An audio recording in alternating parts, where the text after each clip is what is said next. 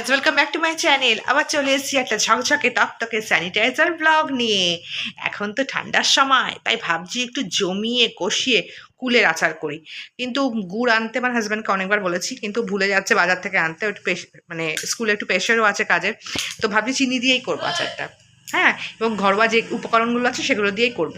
এবার আমরা আবার শুকনো লঙ্কা খাই না, তো প্রথমেই বলে রাখি যারা শুকনো লঙ্কা খান তারা আচারে ইনক্লুড করতে পারেন। বাদল খেলা দেখবি? হ্যাঁ, অনেক আওয়াজ হচ্ছে। দেখি রান্নাঘরের দিকে যাওয়া যাক আচার বানাবার জন্য। ও দেখি দেখি দেখি, লাইটটা জ্বালাই। কি অবস্থা! এখানে এখন এক গাদা বাসন পড়ে রয়েছে। ডিমটা সেদ্ধ করে রেখেছি, ভাত হয়ে গেছে, এবার আচারটা করবো। কুলের আচার করবার জন্য আমি কুলটাকে রোদে প্রায় 5 দিন ধরে শুকিয়ে নিয়েছি। এবার এটাকে জল দিয়ে ধোবো আমি। বন্ধুরা, আমি ফ্রেশ জল দিয়ে কুলগুলোকে ভালো করে ধুয়ে নিয়েছি, ঠিক আছে? এবার কড়াই বসাবো। এই যে আস্ত এখন জিরে নিয়েছি, সেটা আমি খোলায় ভাজবো। ভেজে আমি আচারের মধ্যে দেব। জিরে এখন খোলায় ভাজছি।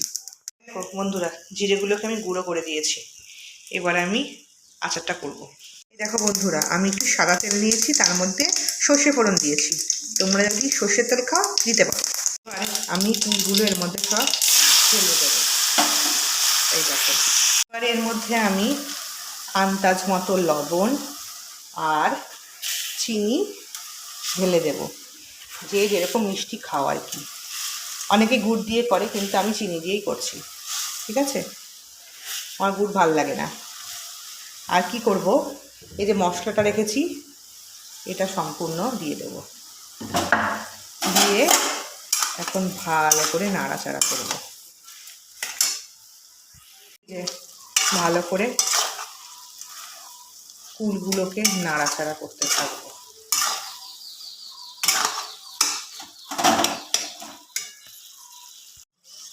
এর মধ্যে আমি একটু সামান্য জল দিয়ে দেবো, ঠিক আছে? জল দিয়ে নাড়াচাড়া করবো যতক্ষণ না কুলগুলো মাখা মাখা হচ্ছে। তারপর কেমন হলো দেখাচ্ছি তোমাদেরকে। তো আমাদের কুলের আচার তৈরি। আচারটা এখন আমি ঠান্ডা করতে দিয়েছি। এরকম মাখা মাখা হয়েছে, দেখেছো? মাখা মাখা হয়েছে, ঘন হয়েছে। চ্যানেলটা যদি ভালো লাগে তাহলে প্রতিবারের মতো প্লিজ সাবস্ক্রাইব করে দিও, শেয়ার করো এবং অবশ্যই কমেন্ট করো।